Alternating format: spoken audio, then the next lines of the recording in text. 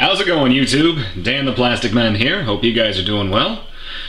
In honor of the forthcoming RX-78-2 version 3.0 review, which should hopefully be the next review, let's take a look at the Master Grade FA-78-1 Full Armor Gundam.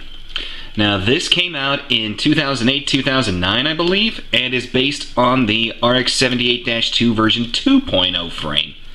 So, first and foremost, we've got a white, green, and orange color scheme, very militaristic, very tankish to me.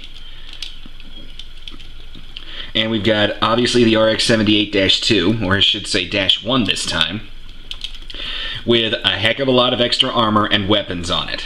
So we've got armor here, this shield here on the forearm, we've got the shoulders, we've got the main chest piece with the cannon. Let me adjust my camera so you guys can see that. There's the cannon. Sorry. Trying to keep things as steady as possible, and I'm kind of failing miserably. The chest armor has missile hatches that open up like so. We've got extra armor all around the skirting, because the backpack forces the beam sabers to be moved down here to the skirting, and I do have the second one. It's just sitting off to the side with a beam saber effect part in it for displaying how well this thing will hold it. And then we've got a lot of extra armor here around the legs, including missiles in the knees. Now, these little guys are a bear to get to work right, but when they do, it's very, very worth it. Or you could just do something like that, where you nearly break the piece. I seem to be having a little bit of difficulty lately with older kits of mine, such as the Force Impulse fighting me, and the Gundam X breaking on me. So, come on. Work with me here. Oh well, it's not going to. But you should be able to kind of put this guy down on a knee, open these up and pull them up. That's one of the action poses that's shown on the box. And then we've got a little extra armor on the feet. Now, this kit catches a lot of flack because a lot of this armor is held on by a gummy, two-sided, sticky material. And quite frankly, guys, it doesn't work. I'll be honest with you. A lot of this, the reason it's staying on mine is because some of the armor actually clips on, which is amazing. And the pieces that don't clip on, for example, these knee covers right here, 1, 2, 3, 4, I've actually got those on with sticky tack on the inside.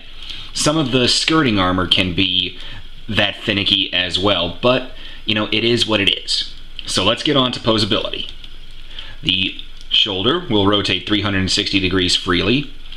The arm will rotate 360 degrees below the shoulder. We get an excellent nearly 180 bend out of the elbow, and you can see we've got, you know, armor moving, well, not armor moving, but we got pistons showing up, piston detail. The wrist will wiggle. The hands are 2.0 hands, so they're three finger trigger finger split, but they are double knuckle jointed.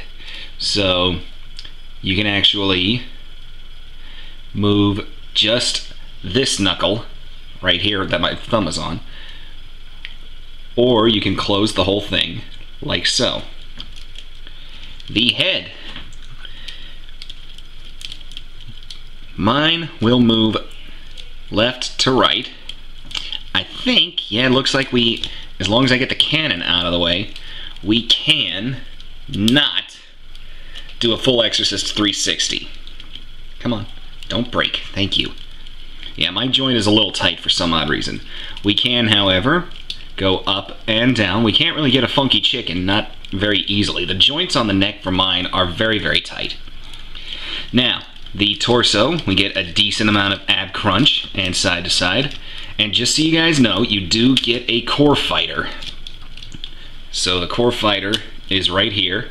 This is exactly the same for the 2.0 as it is for the 3.0. So I'll be going into detail with that when I review the 3.0. So let's just lock that in place. and close it back up.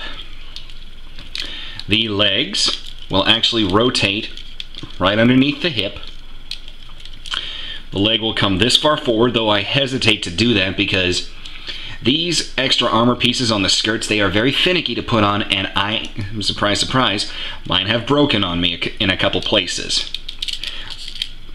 But with the back skirts trying to get out of the way, which they do quite easily, you can get these legs to go fairly crud. Yeah, side skirts really like to pop on this kit, but the leg will go all the way back. I tend to just try to keep the skirting kind of locked in place, just so I don't have to deal with pieces flying off, so on and so forth.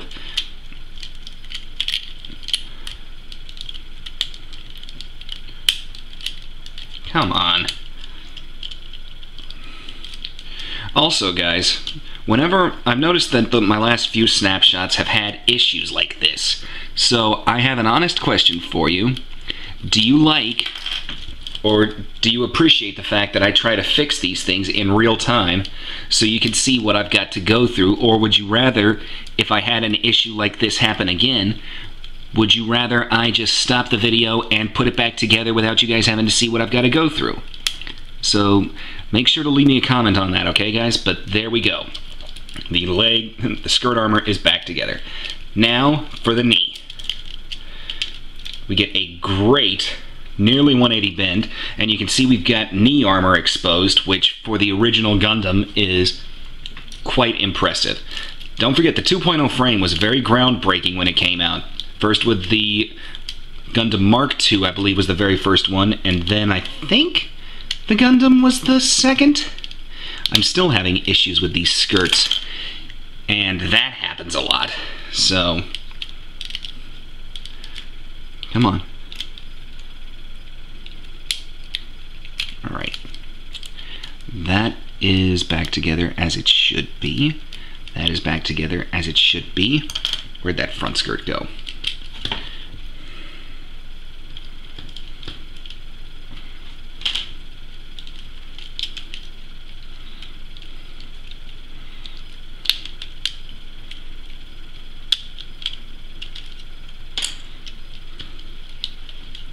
Alright. It's really trying to fight me, but I know I can get this.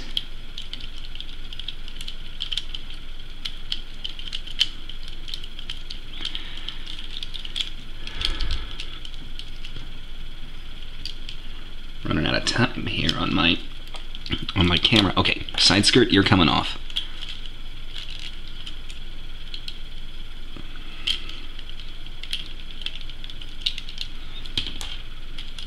Okay. There. The skirting is now back as it should be. Okay, finishing up with posability. The ankle. Yeah, decent, you know, foot side to side, and a decent amount of roll in the ankle. And then the foot has a split here.